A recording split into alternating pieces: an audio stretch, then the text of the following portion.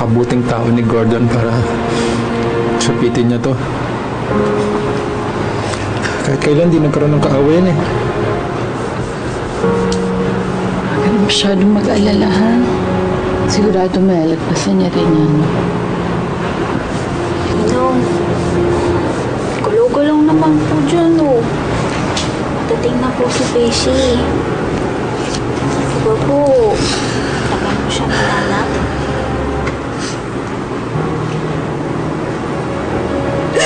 Mama! Mama!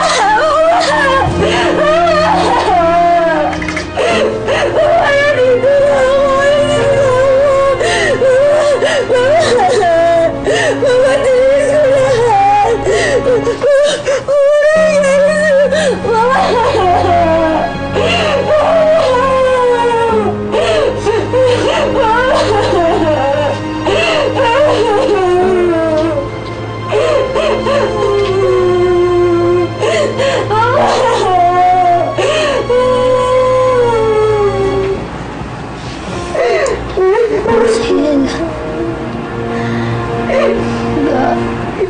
Kailangan mo magpakatatag para sa mama Gordon mo.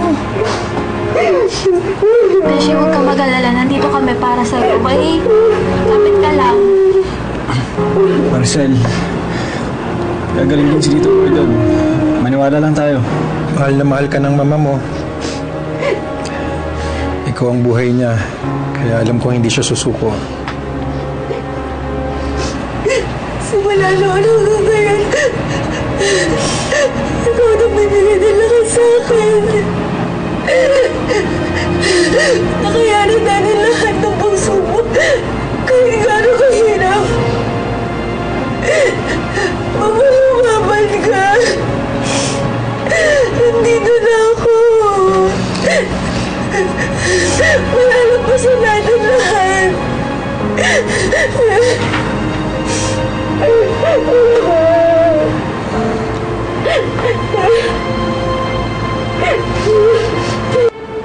Akala ko di na ako makakabalik sa'yo. Akala ko mamamatay na ako.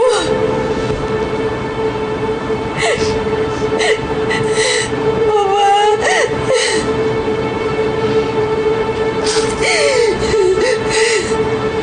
Anong baga? Napakasakit para sa amin. Lahat ng mga kahayop ang ginawa nila sa'yo.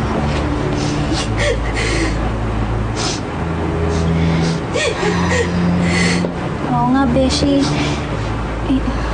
Hindi mo ba natatandaan yung mga gumawa nun sa'yo, yung mga nag-intap sa'yo? Siyempre, hindi mo naman basta-basta makakalimutan yun, di ba?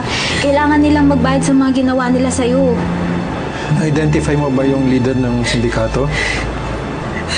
Yun po yung pinakamasakit. Dahil hindi ko lang siya kilala. Kadugo ko pa siya. Ang sarili kong ama. Si Robert. Alam ba niya na yung anak niya? Pakilala ko sa kanya. Pero hindi niya ako tinanggap. Lalo pa niya ako pinahirapan at pinag-initan. Tama si Mama. Wala siyang kwenta. Napakasama niya. Gagawin ko ang lahat para managot siya sa mga kasalanan niya. Wala na akong pakialam sa kanya. Kahit ama ko ba siya.